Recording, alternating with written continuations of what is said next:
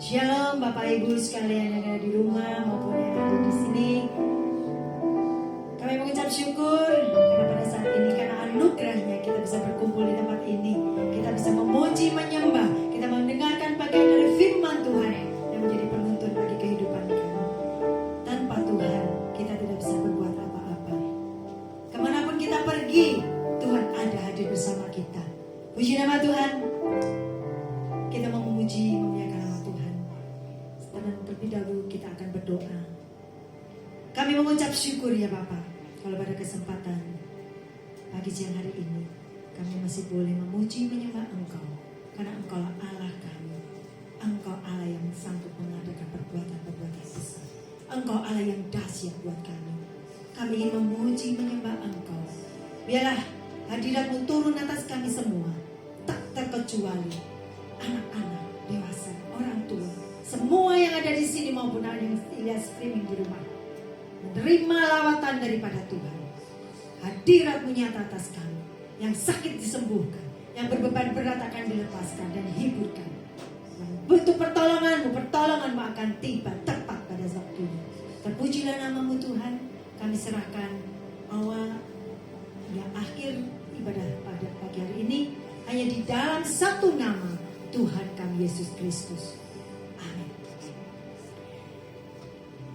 Kita akan memuji Tuhan. Kita mau merasakan begitu besarnya kasih Tuhan atas hidup kita. Hari demi hari, minggu demi minggu, tahun demi tahun berlalu. Kita mau kemasan. Kita mau mengucapkan syukur kita.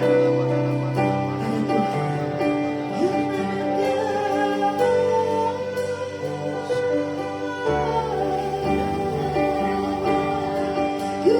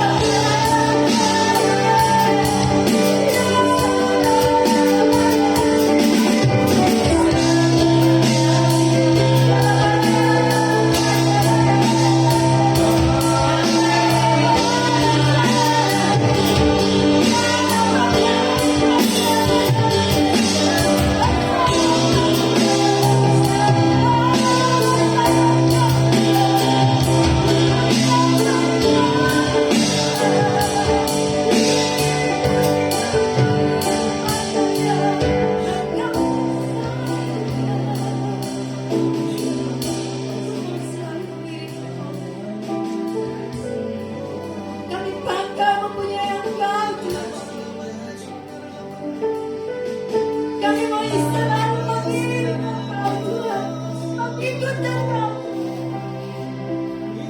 Hanya Engkau Tuhan, Tuhan kami. Hanya Engkau Tuhan, persembahan kami.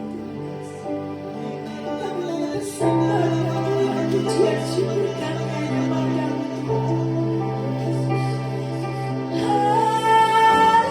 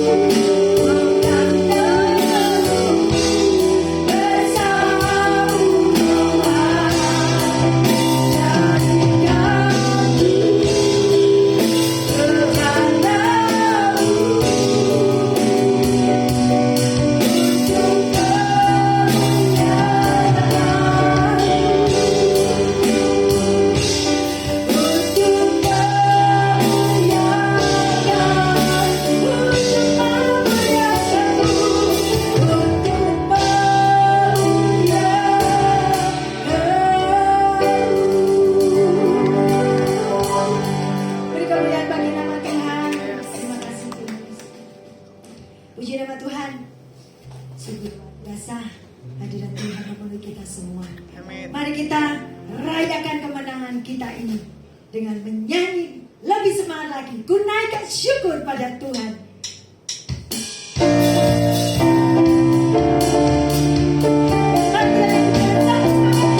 Kita menanti memuji Tuhan.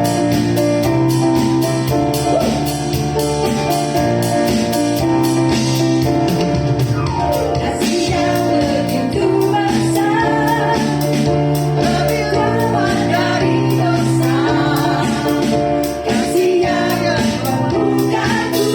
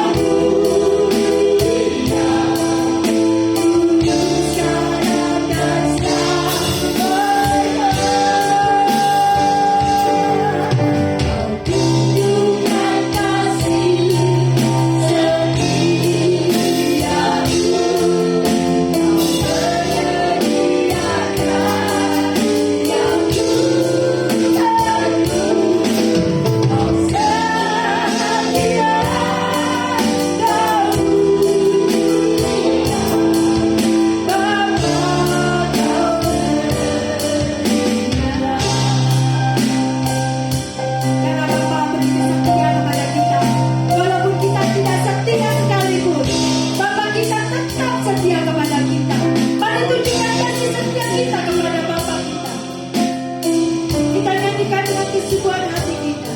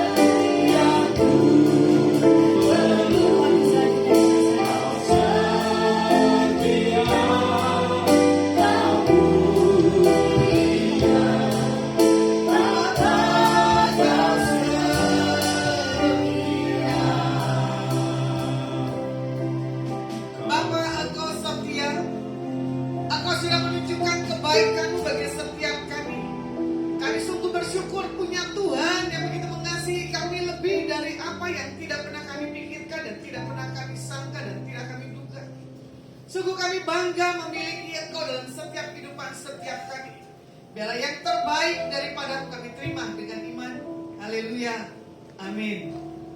Shalom. Saya bagikan kebenaran firman pada hari ini tentang menatap masa ke depan. Kemarin firman tentang ketika kita lelah, ya. 2023 kita ini maju, kita mundur, kita yang tahu. Kita semangat atau kita jatuh, kita lelah, kita yang tahu. Tapi bagaimana kita bisa melihat masa ke depan ini? Di tahun 2024 itu keputusan bagi setiap kita anak-anak Tuhan, ya. Karena menatap masa ke depan adalah satu hal kepastian, bukannya yang tidak pasti. Ada yang bisa tahu enggak besok masa depan kita seperti apa? Gak ada yang tahu.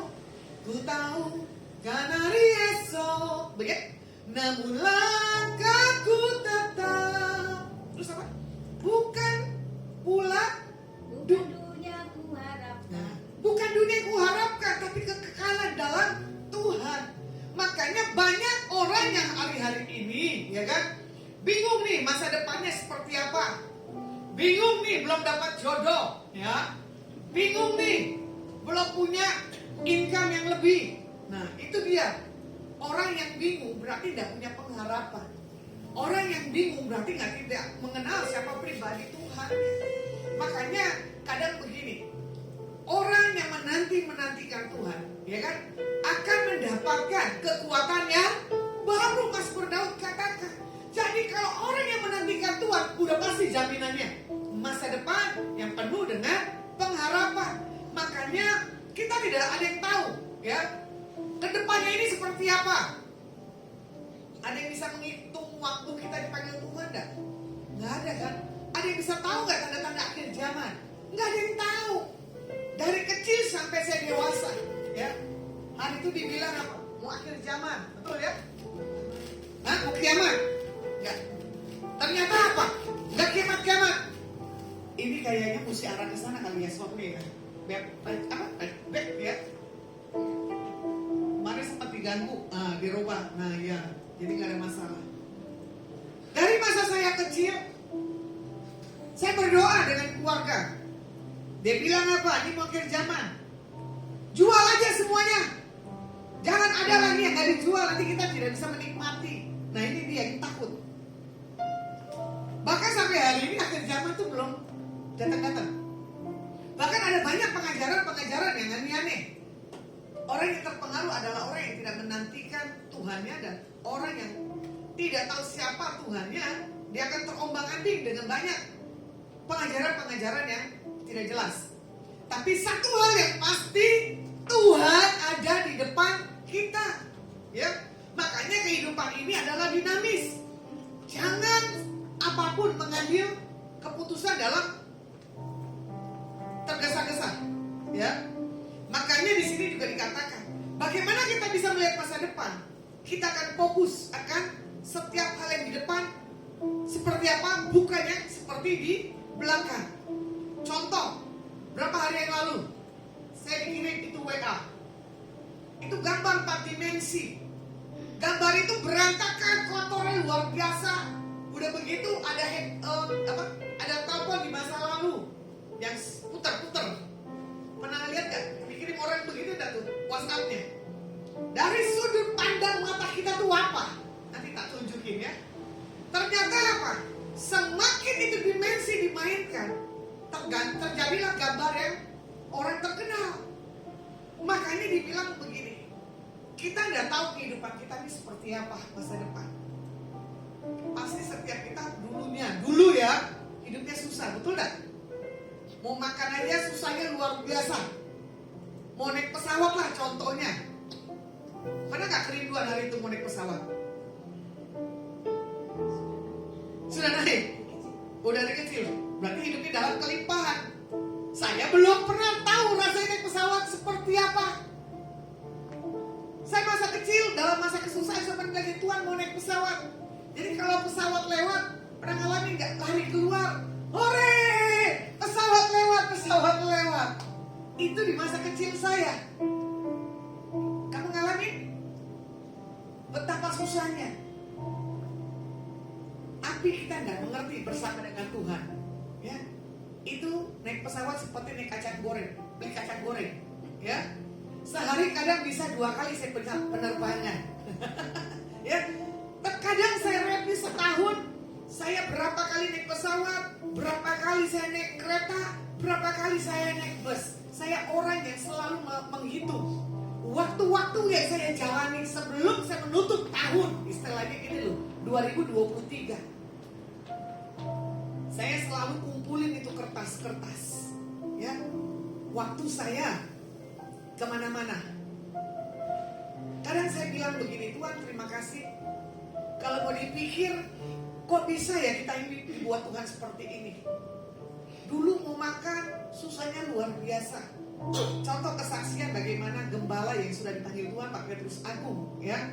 Ternyata dia bikin telur ceplok. Orang tuanya ya, telur dibagi 3, karena 3 anak. Oh, Bu Irma nih berarti pengikut setia Pak Petrus Agung. Jadi di saat dia lihat Mercy, dia lihatlah itu gambar telur dibagi 3. Ya, betapa hamba Tuhan ini dulunya gak ada apa-apanya, gagap, minder, malu. Nah, jelek lagi. Ini Pak Mot, saya bukan mempermalukan kamu, ya. Gak boleh ada keminderan. John Hartman pun juga sama. Dia anak seorang gembala yang punya GBI pusat di Jakarta. Mau ngomong aja a.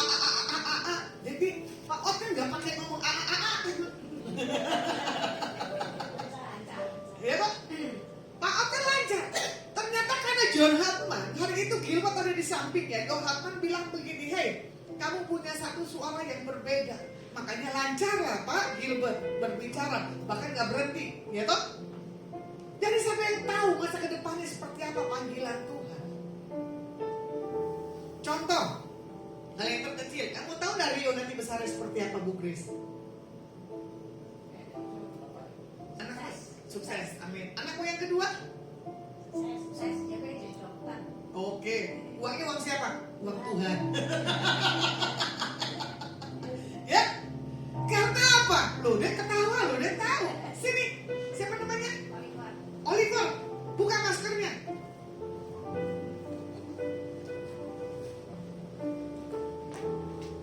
Cita-citamu apa? Lihat ke sana. Kamu pintar gak? Kamu yakin gak? Karena apa? Nah, namanya aja ada Tuhan, kaosnya aja Adonai. Tuhan di atas segala Tuhan. Mau nyanyi gak? Kenapa kamu nyanyi? Ayo nyanyi. Ayo Rio. Ayo. Ayo nyanyi. Apa aku punya Tuhan yang besar? Hah? Ayo kakak, aku punya Tuhan yang besar. Ayo pakai ini. Mana mic-nya satu lagi? Sini. Ini anak dari penjaga menara yang tadi mamanya seringan. Aku punya Tuhan yang besar, dapat berjanji selalu melengkapi aku percaya kuasanya, ku terima kemenangan darimu. Ini anak kemarin kacamatanya nggak ada, batangnya sebelah. Dia beriman, mamanya beriman. Ini saya saksikan, dia diberkati Tuhan dengan kacamata yang the best, bahkan diantar ke tempat menara doa. Tuh mamanya nangis lagi. Oke, silakan duduk. Saya nggak mau anak-anak begini malu-malu untuk tampil di depan, kamu harus latih. Ya, saya punya ponakan 5 dari masa kecilnya. Saya buat percaya dirinya itu luar biasa. Makanya kalau ponakan saya 5-5-nya ke tempat manapun dia bilang, itu anak siapa? Saya cuma tertawa. Ya, ponakan saya berani ke atas panggung. Karena apa? Saya tante yang gila-gila sama Tuhan. Dari rumah aja saya udah nyetel musik kencang. Saya menari, ponakan saya juga menari 5-5-nya. Makanya kadang begini, tuh didikan lu tuh, anak gua kemana-mana tuh berani. Tuh didikan lu tuh, anak gua kemana-mana tampil di panggung berani. Ini kamu harus buat anak tampil di panggung berani. Ya, jangan nggak boleh. Sayangnya saya belum dikasih Tuhan. Ya, karena saya nggak menikah. Ntar kalau saya dikasih Tuhan, rodol dulu lucu dong. Tapi saya punya anak-anak rohaninya yang lain. Saya didik harus punya satu hal, keberanian dan cinta akan Tuhan. Ya, nggak usah saya sebutkan satu-satunya, banyak. Makanya kita nggak tahu masa depan kita ini seperti apa. Ya, makanya kadang masa lalu tidak bisa membuat kita itu satu hal kebodohan. Tapi masa lalu itu buat kita ke depan adalah satu hal, masa pembelajaran. Dari mana kita gagal, dari mana kita belum sampai dalam setiap rancangan Tuhan ke depan. Makanya dibilang begini, masa lalu adalah guru bagi pelajaran hidup kita. Saya bully lagi nih Pak Ot nih dan Ibu Kris.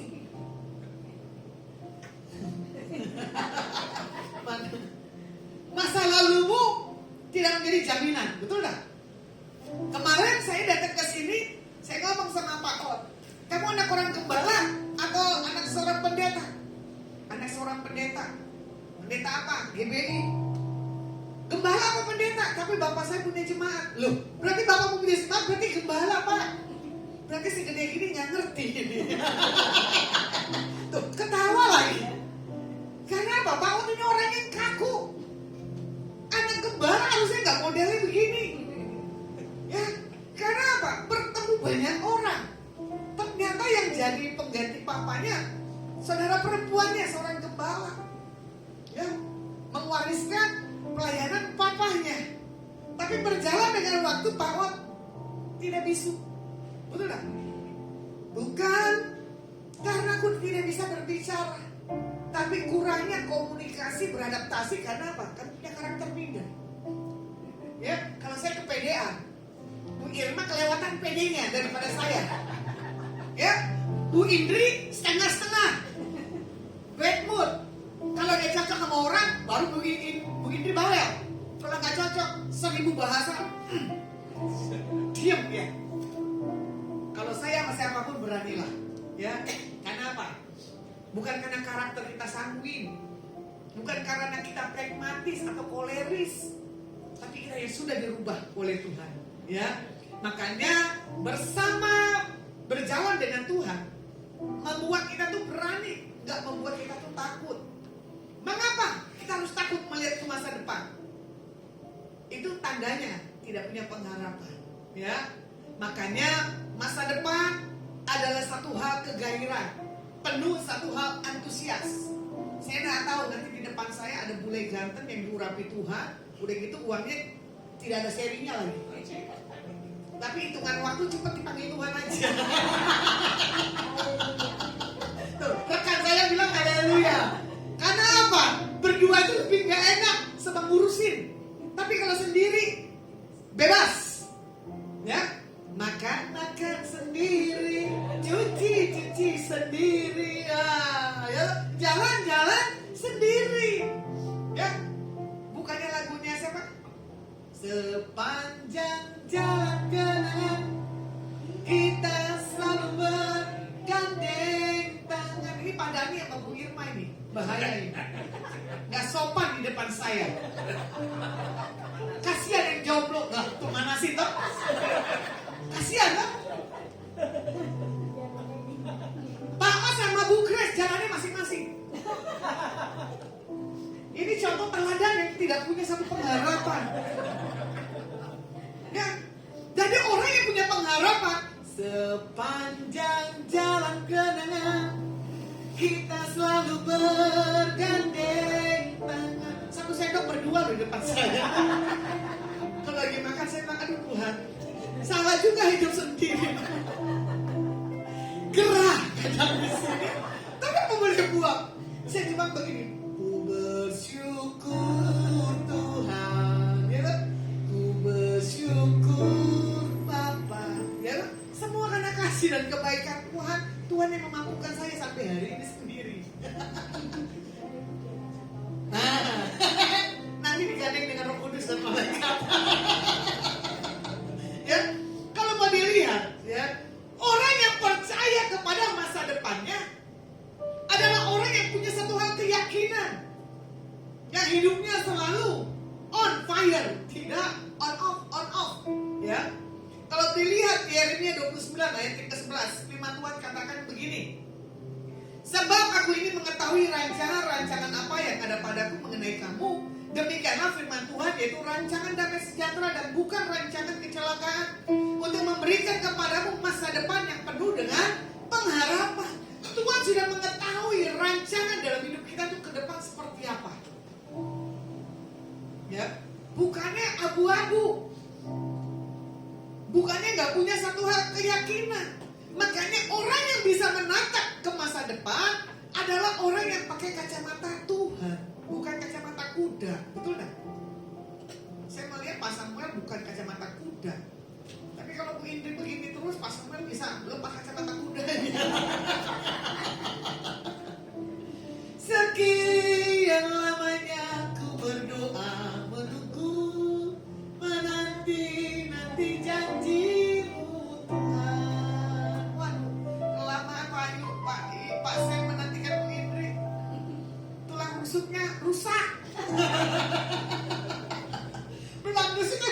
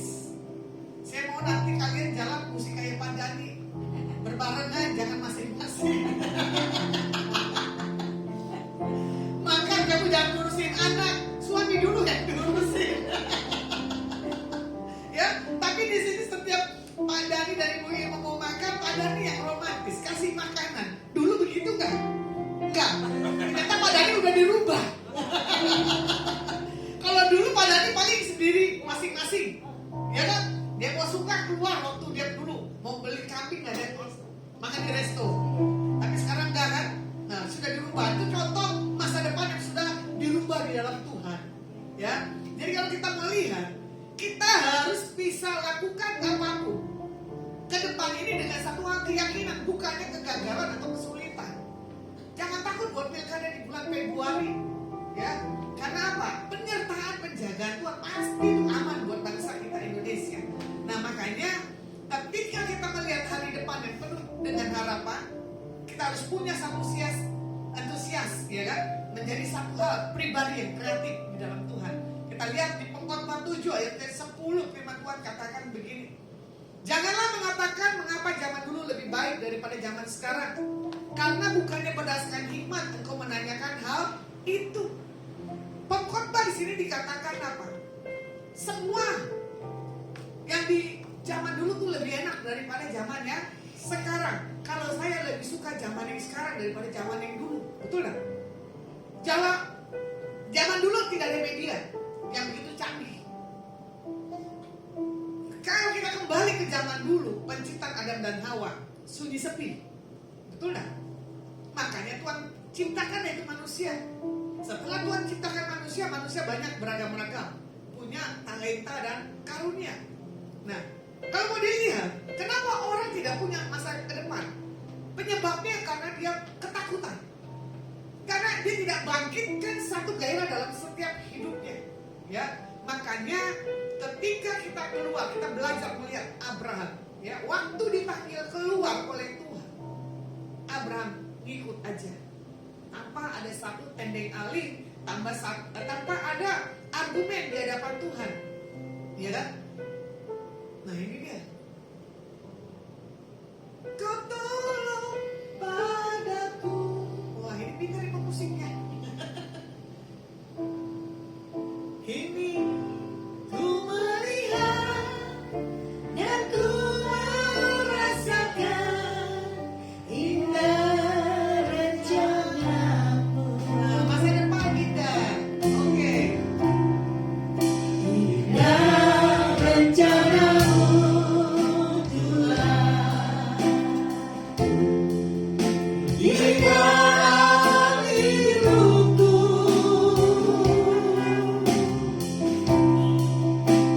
Walau ku tak tahu dan ku jalani semua jalanmu.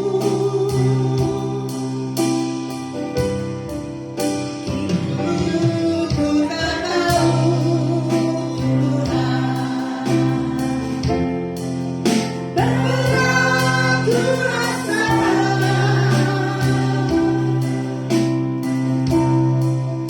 Hati menderita dan dunia berdaya menghadapi semua. Dulu kita belum dalam Tuhan. Hidup kita amburadul. Dulu kita tidak di dalam Tuhan. Kita nggak cantik. Betul nggak sih? Betul nggak? Tapi setelah kita di dalam Tuhan, kayak pasang yang kulitnya gelap sama saya, tapi ke dalam Tuhan, jadi ada terang Tuhan. Ada urapan Tuhan, pengurapan Tuhan yang membuat celong. Ya kan? Kinclong tuh. Pasnya, Bu Indri ini udah tersenyum-senyum nih. Diambil keputusan. Bulan Januari, kita melangkah Amerika. Tuh dengar tuh Pasnya bilang apa? Haleluya. Menatap. Jangan menatap-menatap. Hah? Aku saksinya tuh Bu Irma. Panggil pendetanya bawa ke sini. Saya topang dari belakang.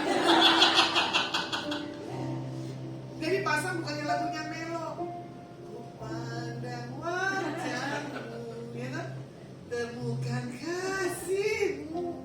Tapi setelah pasang ketemu tulang rusuknya, dia bilang begini, aku diberkati sepanjang hidupku diberkati. Ya, berkat 2 sama 1 beda Bu Indri. Kayak saya nih berkat 1 seperti pom bensin, pasti pas. Pom bensin kalau kita isi 10.000 ya 10.000 pas. Nggak ada lebih kecuali di warung.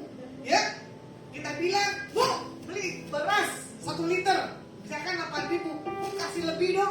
masih bisa dikasih lebih, apalagi beli tomat, beli cabai. Tapi kalau pom bensin tidak akan bisa, ya. Tapi berkat berdua lebih kuat daripada berkat satu. Contoh nih, usah yang ada di sini, ya. Saya menghadapi pemulung, saya menghadapi tukang ojek, saya menghadapi orang-orang yang menengah ke bawah. Upah saya lebih besar daripada upah dia. Tapi upah saya tidak bisa mencukupkan diri saya, ya. Tapi upah dia bisa mencukupkan 5 anak. Saya cuma begini, Tuhan lucu ya. Income dia lebih besar daripada income saya, tapi dia bisa mencukupkan 5 orang anaknya. Ya? Income lebih kecil daripada income saya bisa mencukupkan. Coba saya bilang begini, salah saya di mana ya? Tuh kan ketawa lagi. Pasti pas tadi. Dengar Bu Indri, jangan dia tertawa. Rubah pandanganmu dan paradigmamu. Sorry, kamu luka, silakan. Ampuni saya. Tapi kalau kamu punya perubahan, iya ya Tuhan, masa gua harus begini-gini, ya kan? Jenuh aku mendengar manisnya kata cinta, lebih baik bahaya, jangan, ya. Masa depan itu harus punya pendamping lah, karena firman Tuhan katakan penginjilan aja mesti berdua, betul tak? Nggak ada penginjilan satu. Kalau penginjilan satu itu bisa koslet, ya, repot. Jadi kalau kita mau lihat Kejadian 15 ayat 1 dan ke-6, ya, firman Tuhan katakan begini. Kemudian datanglah firman Tuhan kepada Abraham dalam suatu penglihatan. Janganlah takut Abraham, akulah perisaimu, upahmu akan sangat besar. Abraham menjawab, ya Tuhan Allah, apakah yang engkau berikan kepadaku? Karena aku akan meninggal dengan tidak mempunyai anak, dan yang akan mewarisi rumahku ialah Eliezer, orang Damsyik itu. Lagi kata Abraham, engkau tidak memberikan kepadaku keturunan, sehingga seorang hambaku nanti menjadi ahli warisku. Tetapi datanglah firman Tuhan kepadanya demikian, orang ini tidak akan menjadi ahli warismu, melainkan anak kandungmu, dialah yang akan menjadi ahli warismu. Lalu Tuhan menjawab Abraham, keluar serta berfirman, coba lihat ke langit, hitunglah bintang-bintang. Jika engkau dapat menghitungnya, maka firman-Nya kepadanya, demikianlah kebanyaknya nanti keturunanmu. Lalu percaya Abraham kepada Tuhan, maka Tuhan memperhitungkan hal itu kepadanya sebagai kebenaran. Abraham melihat bahwa masa lalunya tidak akan pernah gagal buat mencapai satu hal, penantian untuk satu generasi yang Tuhan percayakan dalam kehidupannya. Tapi Abraham belajar tidak membuat dirinya itu takut, tidak membuat dirinya itu lemah, ya. Makanya di sini dikatakan apa? Melupakan apa di masa lalunya, karena dia melihat bahwa rencana-rencana Tuhan ke depan adalah ya dan amin. Makanya di sini dikatakan begini loh, kegagalan di masa lalu tidak menjadi satu patokan buat ke masa ke depan, ya. Makanya Rasul Paulus berkata begini loh, mengarahkan kita ke depan, berlari kepada tujuan. Tujuan adalah satu hal, panggilan, destiny, rancangan Tuhan dalam setiap kehidupan kita. Makanya sumber kehidupan adalah di dalam Tuhan. Jika kita tidak berjalan bersama dengan Tuhan, kehidupan kita tuh perlahan-lahan bisa kering. Contoh, ya, kita ini di komunitas orang-orang dunia, otomatis gaya-gaya dunia itu masuk, betul tak? Ketakutan, kekhawatiran, dan kebimbangan. Tapi kalau kita di komunitas orang-orang yang punya rasa cinta akan Tuhan, kita punya ada satu hal semangat atau satu hal dorongan. Di saat kita mau lemah, kita dikuatkan. Nah, kalau dilihat di Filipi 3 ayat 13 dan 14, firman Tuhan juga katakan begini. Saudara-saudara, aku sendiri tidak menganggap bahwa aku telah menangkapnya, tetapi ini yang kulakukan, aku melupakan apa yang telah di belakangku dan mengarahkan diri kepada apa yang di hadapanku, dan berlari-lari kepada tujuan untuk memperoleh hadiah, yaitu panggilan surgawi dari dalam Kristus Yesus. Bagaimana di sini kita Filipi dikatakan apa? Dia menangkap, ya kan? Dia tidak menganggap dirinya itu lebih, ya. Bahkan dia bilang begini, biar apapun yang di belakang, dilupakan, dia akan bisa melihat yang ke depan adalah untuk memperoleh satu hal, hadiah, ya kan? Panggilan surgawi di dalam Kristus Yesus. Bagaimana caranya supaya kita bisa melihat masa ke depan yang penuh dengan antusias? Ada 3, ya. Bagaimana? Yang pertama, percaya bahwa Tuhan sudah menyediakan masa depan yang penuh dengan pengharapan. Mempersiapkan yang kedua, ya, dan mengembangkan diri di dalam masa transisi, masa sekarang. Yang ketiga, tinggalkan masa lalu, jalani masa kini dan fokus ke masa yang ke depan. Yang pertama di sini dikatakan apa?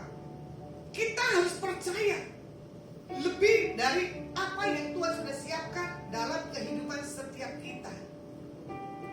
Contoh, Bu Irma ada kepikiran gak nikah dengan Pak Dhani? Gak kepikiran. Walaupun teman sekolah 8 tahun atau berapa tahun? 7 tahun. Hebat toh? Teman sekolah 7 tahun. Gak kepikiran kalau itu calon suaminya, bahkan menjadi suaminya. Nanti yang khotbah di bulan Desember itu teman SMA saya, mantan ketua OSIS. Jadi sama kayak kamu, berpacaran, dulu ya, dari SMA 3 tahun ya, kuliah 5. Hah? Berarti 7 dan 8 tahun, sama kisahnya nanti pembicara yang Natalan saya, ya. Sementara pengkhotbahnya ini lebih suka perempuan yang ini daripada istrinya. Ibarat katanya, memang begitu. Karena apa? Perempuan yang teman saya sekolah yang cantik, incaran para kaum laki-laki. Bahkan kalau sudah kita udah ketemu, wah bercanda kita tuh berbeda, ya.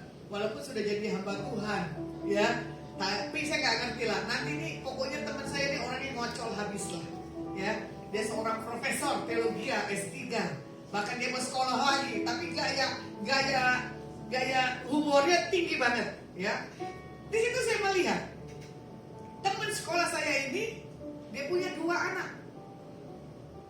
Dulunya dia tidak Tuhan sungguh-sungguh, tapi setelah didapat panggilan, dia Tuhan yang sungguh-sungguh, anaknya dapat the best yang dari Tuhan. Bahkan saya nggak mengerti, Tuhan percayakan lebih lagi di atas teman saya ini. Karena kalau kita mereview kejadian, ya, saya nggak pernah berpikir kalau saya harus kenal dan ketemu kalian ada di tempat ini. Tapi memang sudah Tuhan rancang dengan berbagai keunikan dan keanehan. Yang satu doyan makan, yang satu nggak doyan makan. Yang satu terlalu bawel, yang satu nggak terlalu bawel. Nah, kita tidak mengerti.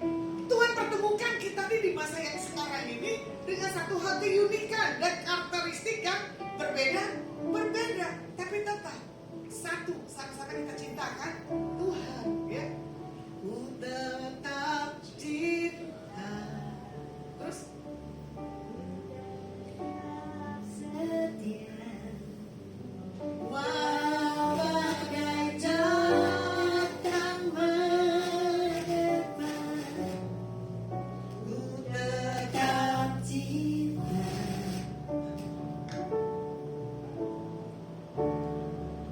Ku tetap cinta. pernah dengar nggak lagunya? Nggak pernah dengar berarti. Ku tetap setia. Walau bagai datang berdepan, ku tetap cinta. Amin. Kita tetap cinta, walaupun kita di sini banyak kepala, idenya masing-masing, udah begitu punya argumen masing-masing, ego masing-masing, tapi tetap cintakan Tuhan, ya. Tetap ada kesamaan dalam hal kita punya ide-ide di dalam Tuhan. Makanya kalau dilihat Yosua 1 ayat yang kedua, firman Tuhan katakan begini, hambaku Yosua telah mati, sebab itu bersiaplah sekarang, seberangilah sungai Yordan ini, engkau dan seluruh bangsa ini menuju negeri yang diberikan kepada mereka, kepada orang Israel. Orang Israel adalah kita, umat pilihannya. Makanya Tuhan bilang begini, bersiap, seberangi buat di tahun 2024 ada satu hal keyakinan, kepastian bahwa kita akan mengalami satu hal kelimpahan di dalam Yesua HaMasiah. Nah, di sini juga dikatakan Kejadian 3 ayat ke-17 firman-Nya kepada manusia itu, karena aku mendengarkan perkataan istrimu dan memakan dari buah pohon yang telah kuperintahkan kepadamu, jangan makan daripadanya, maka terkutuklah tanah karena engkau dengan bersusah payah engkau akan mencari rezekimu dari tanah seumur hidup. Inilah orang yang tidak punya dengar-dengaran akan suara Tuhannya, ya, tergoda karena melihat buah pohon, tergoda karena omongan istrinya. Bagaimana yang kedua, mempersiapkan dan mengembangkan diri di dalam masa transisi untuk masa-masa yang ke depan, ya. Kita harus mengisi hidup kita ini dengan satu hal, doa, pujian, dan penyembahan. Dan kita harus pegang janji-janji Tuhan dalam setiap kehidupan setiap anak-anak Tuhan. Contoh, kalian sepele. Saya tanya Pak On, kemarin didoain dengan Bu Hesti gimana? Kok bisa tahu ya? Loh, kamu selama ini gak pernah tahu toh? Enggak. Kesian sekali. Berarti ini orang Kediri pelosok. Tuh, ketawa lagi. Kamu pernah dengar? Seperti itu? Bisa didoakan? Nubuatan? Belum? Dia baru kemarin. Baru kemarin. Waduh, kasihan sekali. Kamu harus banyak belajar. Ya. Bukan dukun yang bisa melihat kita, tapi kita kalau mau dipakai Tuhan, ya, kita bisa tahu, bisa melihat masa yang ke depan itu seperti apa. Makanya saya minta kalian, kalau ada hamba Tuhan yang diurapi, maju aja minta didoain. Karena apa? Dia menyatakan masa yang ke belakang, yang sekarang dan yang ke depan. Yang saya terkagum adalah dari perkataan kesaksian Pak On. Apa tuh Pak? Lupa. Waduh, memang gak direkam. Woi, ketawa lagi direkam saya satu. Harusnya direkam. Buat kita ulang lagi, nanti kita rasakan lagi. Dan itu yang meneguhkan pesan-pesan Tuhan dalam kehidupan kita. Apa yang kamu tangkap? Pesan Tuhannya. Buat saya. Tetap fokus sama Tuhan, tetap jadi pejuang bagi keluarga, bagi banyak orang. Itu aja sih. Buat suami? Kalau buat suami, dia Bu Esti bilang mesti sabar. Karena menurut Bu Esti, dia punya banyak keinginan, banyak harapan. Tapi satu hal yang Bu Esti sampaikan bahwa harapannya, impiannya Tuhan jawab dalam waktu dekat. Impianmu berarti ada di menara doa. Harus buat menara doa ini orang yang datang terpelanting. Ya, impianmu orang yang sakit masuk ke sini sembuh. Mana sangka dari kota Kediri desa, ya, anak gembala, anak pendeta nggak tahu. Baru kali ini bisa mendengar, ya. Jadi dalam kamu duduk diam di tempat ini, kamu undang hadirat kuasa Tuhan. Orang yang datang sini akan merasakan hal yang berbeda. Kamu berbeda nggak masuk ke menara doa? Berbedanya apa? Nuansanya. Nuansanya kan? Impian. Pak Ot pingin punya rumah. Aminkan. Bisa beli nggak? Ya bisa aja. Karena Tuhan punya 1000 cara. Amin. Pingin punya mobil nggak? Bisa. Ya. Nanti ajak orang-orang yang nggak pernah bisa menikmati di kendaraan itu, kalian bisa menikmati. Contohnya kan saya. Kalau Bu Irma nggak apa-apa, memang dia orang tuanya lumayan. Orang tua saya kan polisi, pangkat kopral, anak 8. Coba, hidupnya aja susah. Mau makan aja mesti berbagi. Mau makan lebih aja mesti pikir yang ke depannya. Tapi berjalan dengan kita punya pengenalan akan Tuhan, mau makan aja sekarang serba gampang kok. Kemarin tuh saya makan di LTD sampai saya bilang Tuhan jangan ada ya di lab tanda bendera lagi. Karena kemarin saya punya lab bagus nggak ada bendera. Tapi saya takut karena kemarin kelewatan saya punya makan. Itu yang saya harus kontrol. Makanya dibilang begini, berarti kamu seorang pejuang, Bu Grace. Pejuang artinya apa? Orang yang gak gampang menyerah. Ya? Sementara kamu seorang pemimpin pujian,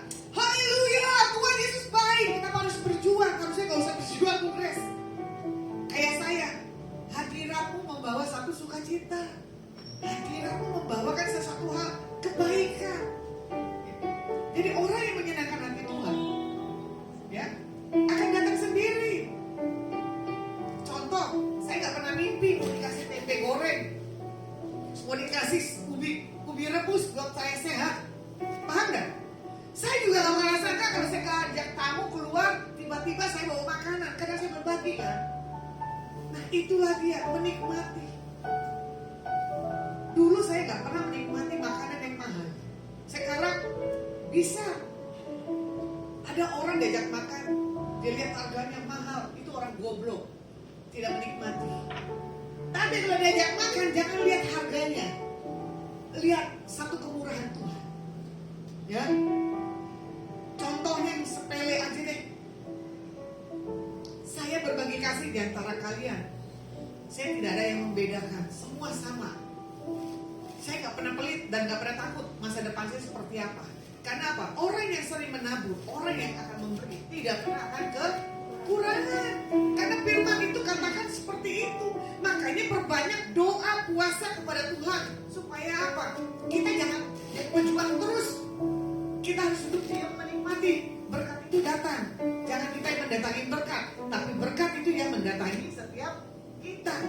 Makanya bagaimana Yosua 1 ayat yang kedua firman Tuhan katakan tadi, ya, menjadi satu hal rema bahwa kita harus menyeberang sungai Yordan yang penuh dengan satu berkat yang daripada Tuhan. Yang ketiga, tinggalkan masa lalu, jalani masa kini dan fokus ke masa depan. Jadi jalani masa yang ke depan ini tidak dengan satu hal kegelapan dan ketakutan. Ya, Filipi 3 ayat firman penutupnya ayat 13 dan 14. Saudara-saudara, aku sendiri tidak menganggap bahwa aku telah menangkapnya, tetapi ini akan kulakukan. Aku melupakan apa yang telah di belakangku dan mengarahkan diri kepada apa yang di hadapanku, dan berlari-lari kepada tujuan untuk memperoleh hadiah, yaitu panggilan surgawi. Jadi orang yang punya masa depan adalah orang yang berlari dan melihat ada satu hal panggilan Tuhan, ada satu perkenanan Tuhan, ada satu berkat yang Tuhan sudah siapkan bagi setiap orang-orang yang punya takut akan Tuhan. Firman Tuhan saya cukupkan, mari kita tutup dalam doa. Tuhan, terima kasih buat kasih kebaikan-Mu. Engkau berkati untuk kami melihat ke depan ini dengan satu hal keyakinan. Karena kami tahu hanya dengan perkataan-Mu saja Tuhan, kami sudah merasa dikuatkan. Karena firman-Mu juga katakan di Matius, mintalah maka akan diberi, ketuklah pintu akan dibuka. Kami tahu buat masa 2024 adalah kami akan melihat satu hal perubahan yang besar. Kami diberkati, kami disertai dengan cara Tuhan yang ajaib. Hamba-Mu selesai berbicara, biarlah hikmat tuntunan pengurapan-Mu bagi setiap kami. Dalam nama Yesus Masiah kami berdoa dan mengucap syukur. Haleluya. Amin. Oke. Puji nama Tuhan. Terima kasih buat firman Tuhan yang indah yang sudah ditaburkan bagi kita semua, yang menguatkan kita semua. Saat ini kita mau berdoa syafaat. Saya minta Ibu Indri untuk bisa berdoa syafaat untuk kita semua.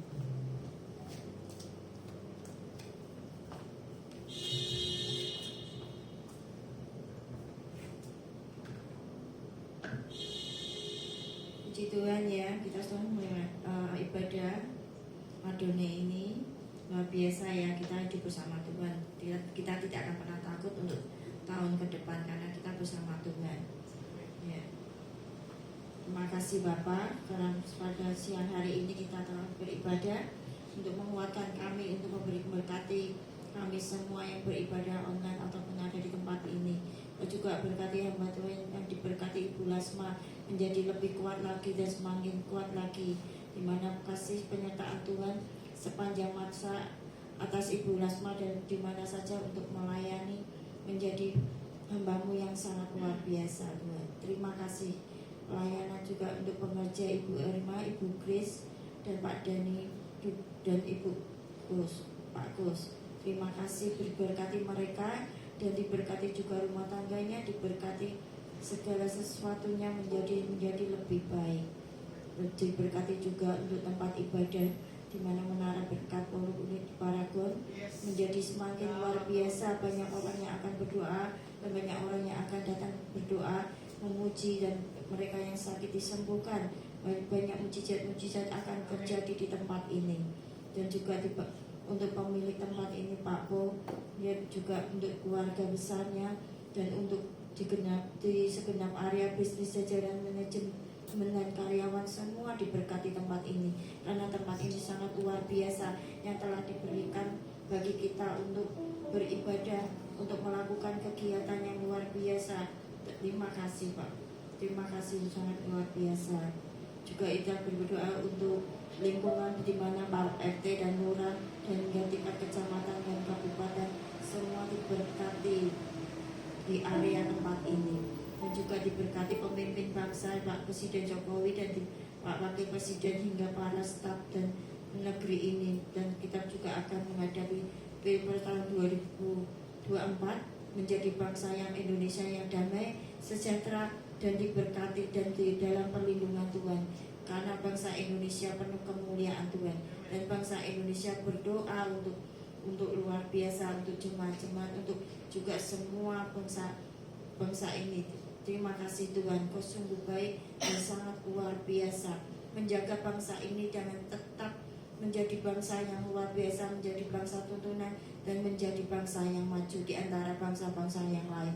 Karena bangsa Indonesia menjadi mata dari Allah Bapa yang telah menjadikan bangsa ini jadi terang dilihat oleh bangsa-bangsa lain, Tuhan. Menjadi bangsa yang tercontoh, menjadi bangsa yang sangat luar biasa. Terima kasih Bapak, dalam nama Tuhan Yesus. Oke. Sebelum kita pulang, kita angkat tangan kita ke hadapan Tuhan. Pulanglah dan bawalah berkat yang terbaik yang datang dalam nama Bapa, Putra dan Roh Kudus. Biar segala apa yang dilakukan dikerjakan ke depan, dikerjakan Bapa Yahweh berhasil. Yang sudah terima dengan percaya dengan iman, sama-sama katakan amin.